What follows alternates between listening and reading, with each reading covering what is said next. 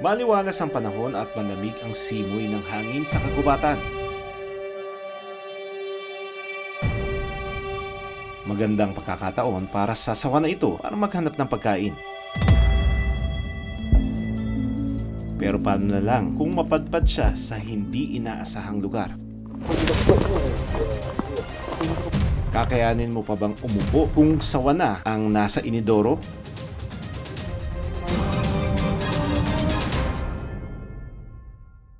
Itong Agosto lang, napansin ni Y na may kakaiba sa kanilang banyo. Naglilinis ako ng CR. Nang kanyang lapitan, Bigla na lang siyang lumitaw yung ulo niya. para sa kanilang kaligtasan, agad nila itong itinawag sa DENR. Pero hindi pala magiging madali ang pagkuha sa sawa. Para malaman kung naroon pa rin ang sawa, sinubukan nilang i-flush ang inidoro. Dahil hindi lumubog ang tubig, posibleng nasa ilalim lang ang ahas. Sinilip din nila ang mga tubo na maaari nitong pagdaanan. Wala ka. Hanggang sa Kailangan mo. kumpirmadong sawa nga ang nakita ni Y. Baka nandito pa rin po siya kasi hindi po lumulubog yung tubig pag binubuhusan po natin. Base po dun sa size ng ulo niya is siguro malapit na po siya dito sa size ng braso ko. Hindi nila kayang umatras ng kasi pag di mo ginagawa lang nila puro pa-S. Siguro na-stuck na siya dyan sa sobrang haba niya. Hindi na siya, tas maliit din yung tubo. Hindi siya makaliko pabalik para makalabas dito sa pinasukan niya. Dahil sa nasiksik ang sawa sa butas, hindi agad ito nakuha. May pag-asa pa kaya na makaalis ang sawa sa banyo? Samantala, ilang araw mula nang dalawin ng DENR ang bahay ni Y, nakita ang malaking sawa na gumagapang sa kanilang pader mula sa kanilang banyo. Kaya naman, nahuli din ang sawa at na-turn over sa DENR. Sa wild, sa maliliit na lungga makikita ang mga sawa.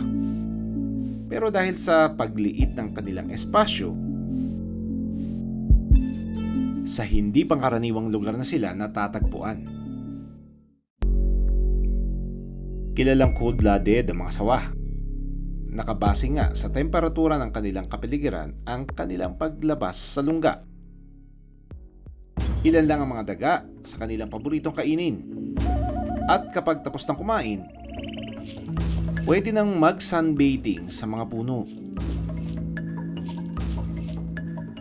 Pero dahil sa bigat ng katawan, nalaglag ang sawa sa puno. Malapit lang ang puno sa isang government office. Mabuti na lang at agad itong na-rescue ni Alvin. Dito po, sir. Saan? Diyan po sa puno na yan, sir. Dito. Nahulog siya dyan. Diyan. Dito nalaglag kasi umakyat doon. Hindi kaya galing doon sa Kisame? Hindi mo alam. Hindi ko alam, sir. Or dito, no? So madami siyang posibleng pwedeng panggalingan. Pwede kasing galing sa Kisame. Gusto nila yan kasi madilim, tapos malilim. At sigurado may mga dagang umiikot dito. Pwede rin siya dito. So marami siyang butas na pwedeng pasukan at labasan kung sakali. Kala ko kahoy ang bumagsak. Okay. Anong oras yun?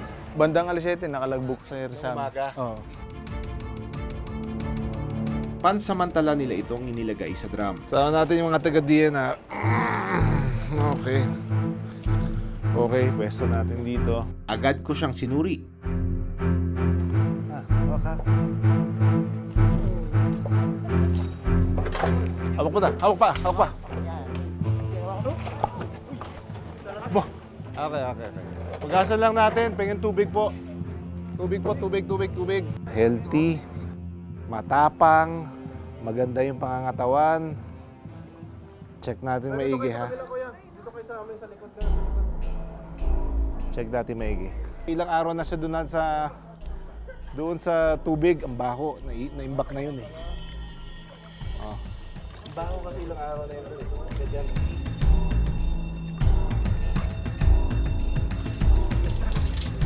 Kung iisipin mo, paano nakalusot yung ganito kalaki na sawa? Dito mismo sa syudad, no? Umabot sa 80 talampakan ang haba ng sawa at may bigat na halos 20 kilo.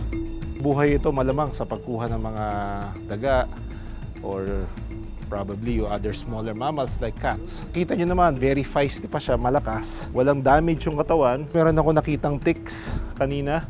Oh, this is a female. Female.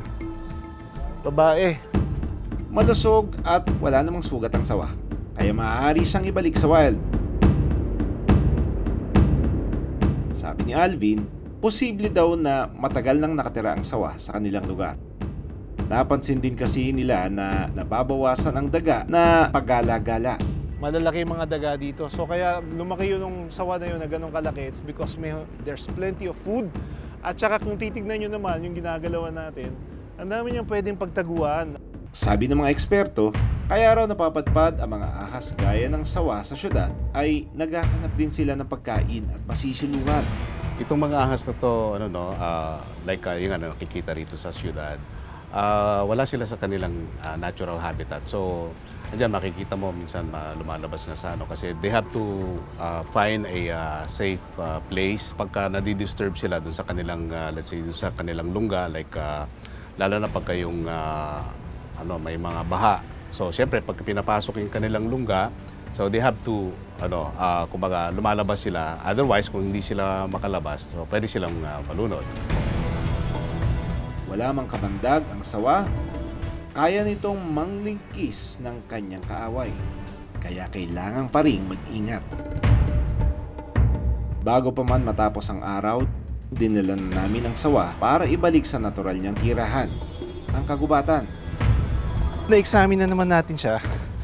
Ngayon, ito na yung lugar na pag-release sa Cavite. Madaming pagkain dito and known na habitat ng mga sawa. Kaya mabubuhay siya dito definitely. Binigyan ko na rin siya ng bitamina at ibang gamot bago siya pakawalan.